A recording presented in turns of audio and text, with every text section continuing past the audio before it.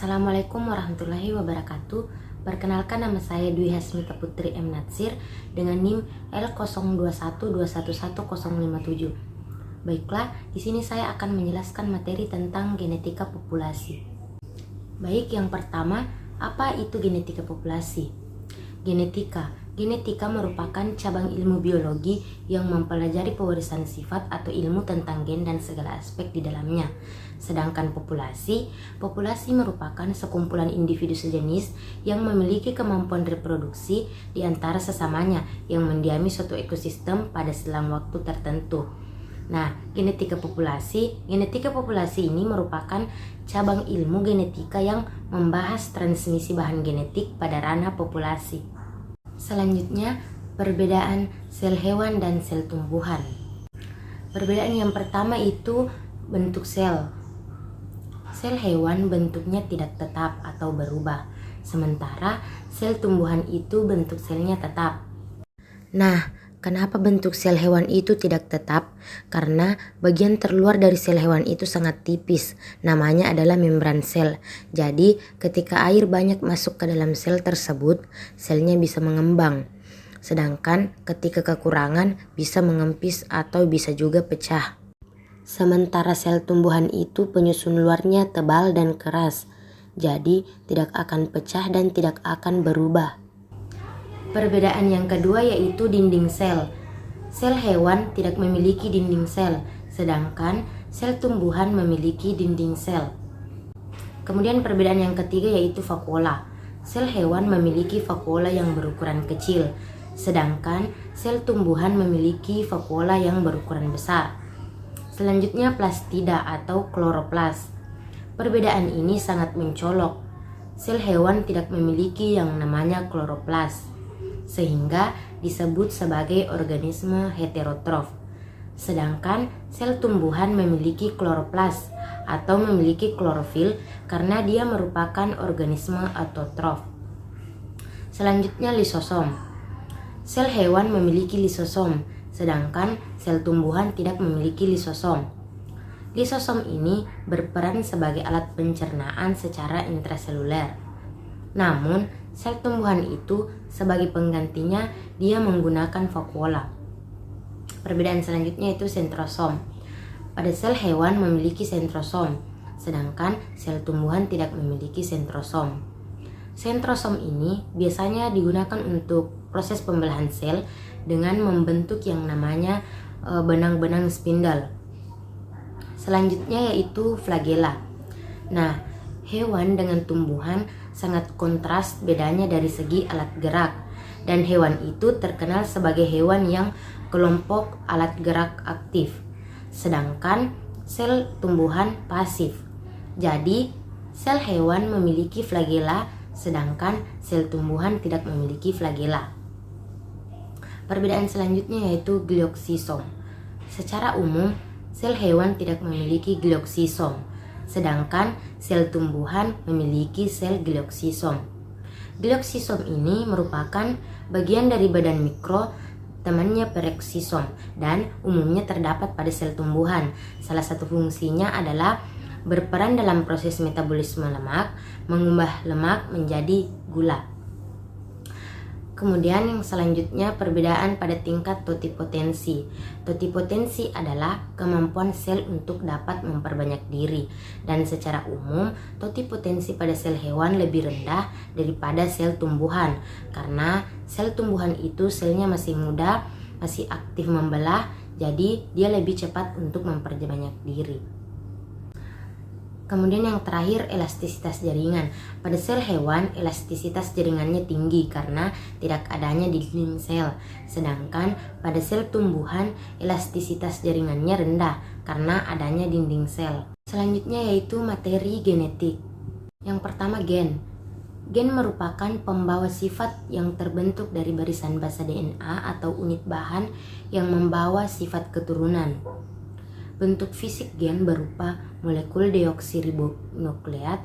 Bentuk molekul DNA yaitu berupa untai panjang berpilin ganda atau double helix. Gen akan menyandingkan sifat-sifat tertentu dan mengatur segala sifat tampak pada suatu organisme. Kemudian kromosom.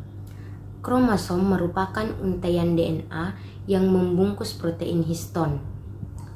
Fungsi utama dari kromosom ini ialah untuk menyimpan serta membawa materi genetik dalam tubuh makhluk hidup. Kromosom membawa sifat induk beserta informasi genetik lainnya dari generasi ke generasi selanjutnya. Kromosom adalah struktur berupa benang halus yang terletak di dalam inti sel, di mana ini berisi sekumpulan DNA yang menyimpan informasi genetik seluruh kromosom pada sebuah individu atau spesies yang dinamakan sebagai genom. Kromosom sendiri disusun dan DNA yang berkondensasi dengan protein histon membentuk sebuah struktur gabungan yang bernama nukleosom.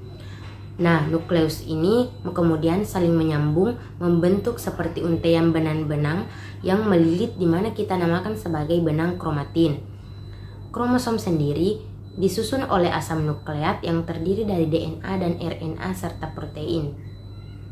Berdasarkan letaknya, kromosom dibedakan menjadi dua jenis, yaitu kromosom tubuh atau autosom, di mana ini berfungsi untuk mengatur serta mengendalikan beberapa sifat tubuh makhluk hidup, di mana tidak diperuntukkan untuk mengatur jenis kelamin. Yang kedua yaitu kromosom kelamin atau gonosom, di mana gonosom ini merupakan kromosom kelamin yang dimana akan menentukan jenis kelamin. Selanjutnya DNA. DNA adalah suatu asam nukleat yang merupakan penyusun gen di dalam inti sel. DNA ini menyimpan segala informasi biologis dari setiap makhluk hidup. DNA terdiri atas dua rantai polinukleotida yang tersusun dalam heliks ganda. Setiap nukleotida terdiri atas tiga komponen, yaitu asam atau gugus fosfat, gula deoksiribosa, dan basa nitrogen. Nukleotida ini kemudian akan menyatu membentuk dua rantai panjang yang melengkung dan membentuk struktur yang disebut dengan spiral ganda atau double helix. Kemudian ada dua macam basa nitrogen penyusun DNA, yaitu basa purin yang terdiri atas basa adenin dan guanin, serta basa pirimidin yang terdiri atas basa timin dan sitosin. Baiklah, selanjutnya perbedaan DNA dan RNA. Perbedaan yang pertama itu berdasarkan letaknya. DNA terletak pada nukleus, mitokondria, dan kloroplas, sedangkan RNA terletak pada nukleus, mitokondria, kloroplas, sitoplasma, dan ribosom. Kemudian perbedaan gula pentosanya. Gula pentosa DNA adalah deoksiribosa, sedangkan RNA ribosa. Kemudian berdasarkan kadarnya. Kadar DNA tetap, sedangkan kadar RNA berubah-berubah. Selanjutnya pada basa nitrogennya. Pada DNA, purinnya adenin dan guanin, pirimidinnya timin dan sitosin. Sedangkan RNA, purinnya adenin dan guanin, pirimidinnya urasil dan sitosil. Materi selanjutnya yaitu tentang ekspresi gen. Ekspresi gen adalah rangkaian proses penerjemahan informasi genetik dengan menggunakan gen sebagai cetakan menjadi protein dan selanjutnya menentukan fenotip. Informasi yang dibawa bahan genetik tidak bermakna apapun bagi suatu organisme apabila tidak diekspresikan menjadi fenotip.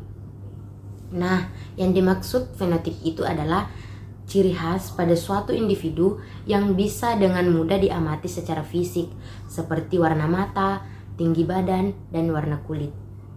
Ekspresi gen terbagi menjadi dua proses, yaitu transkripsi dan translasi.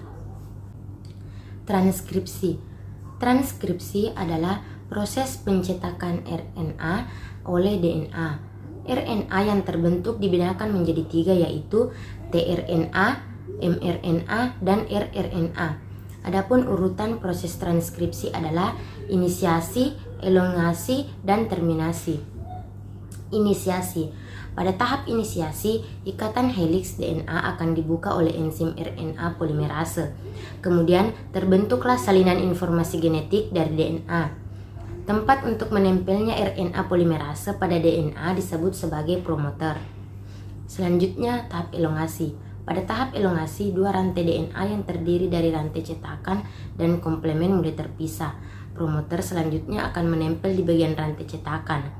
Selanjutnya, RNA ini mulai dibentuk oleh RNA polimerase dari titik awal promoter dan bergerak terus di sepanjang rantai cetakan DNA. Akibatnya, heliks DNA ini terbuka secara berurutan sepanjang 10 sampai 20 basa nitrogen. Kemudian yang terakhir, terminasi.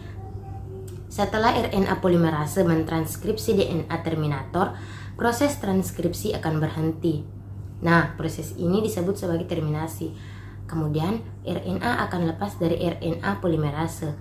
Hal itu mengakibatkan DNA heliks tertutup kembali. Nah, kemudian mRNA yang dihasilkan dari tahun transkripsi akan keluar menuju inti sel ke ribosom. Selanjutnya, translasi. Translasi merupakan proses penerjemahan kodon atau 3 nukleotida berurutan yang menjadi satu asam amino yang ada pada molekul mRNA menjadi rangkaian asam-asam amino yang menyusun suatu polipeptida atau protein. Adapun proses translasi yaitu inisiasi, elongasi, dan terminasi. Inisiasi. Pada tahap pertama, translasi adalah inisiasi. Pada tahap ini, kodon pertama mRNA yang bertemu dengan ribosom disebut kodon start. Kodon start ini adalah AUG. Kemudian pada tahap elongasi. Pada tahap ini, kodon yang dibawa mRNA akan diterjemahkan menjadi asam amino. Setelah itu, masing-masing asam amino akan digabungkan oleh tRNA, membawa asam amino untuk disusun menjadi protein. Gabungan dari asam amino tersebut akan membentuk rantai polipeptida. Kemudian selanjutnya tahap terminasi. Ketika salah satu kodon stop bertemu dengan ribosom, kodon stop ada 3 yaitu UAA, UAG, dan UGA. Baik, yang terakhir materi replikasi DNA. Replikasi DNA adalah suatu proses penggandaan DNA sebagai materi genetik makhluk hidup. Setiap sel yang ada pada makhluk hidup mengalami pembelahan sel. Sel ini dapat membelah menjadi kelipatan 2, lalu menjadi 4, dan seterusnya. Namun, sebelum proses pembelahan sel tersebut terjadi, terdapat penggandaan komponen. Salah satunya yaitu DNA. Penggandaan DNA disebut juga sebagai replikasi.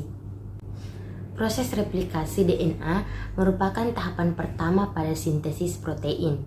Replikasi DNA terjadi di dalam nukleus sel. Dibantu oleh enzim helikase pada rangkaian DNA, enzim tersebut akan melepas basa dan juga ikatan hidrogen. Pada proses replikasi dimulai pada beberapa daerah spesifik dari rantai DNA, disebut sebagai pangkal replikasi. Ada beberapa tahapan dan enzim yang berperan dalam sintesis protein, antara lain yang pertama, DNA helikase yang berfungsi untuk membuka rantai ganda DNA induk. Kemudian yang kedua, enzim primase membentuk primer yang merupakan segmen pendek dari RNA sebagai pemula untuk terjadinya sintesis protein.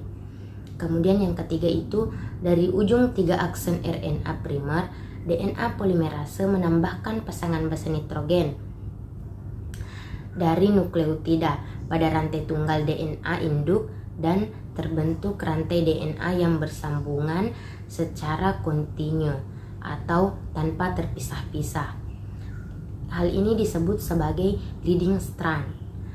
Kemudian yang keempat itu, pada rantai tunggal DNA induk yang lainnya, DNA polimerase membentuk lagging strand atau yang merupakan keseluruhan rantai kopian DNA yang pertumbuhannya tidak kontinu, dengan memperpanjang RNA primer dan RNA primer di beberapa tempat sehingga membentuk segmen-segmen DNA baru yang saling terpisah. Segmen-segmen itulah yang disebut sebagai fragmen Okazaki. Kemudian yang kelima, DNA polimerase yang lainnya menggantikan RNA primer dengan DNA dan enzim ligase menghubungkan segmen-segmen Okazaki sehingga terbentuk salinan DNA baru. Nah, DNA baru yang telah terbentuk identik dengan DNA induk. Kemudian akan melanjutkan tahapan untuk mensintesis protein, yaitu tahapan transkripsi dan translasi. Itulah tadi materi tentang genetika populasi. Sekian dari saya. Wassalamualaikum warahmatullahi wabarakatuh.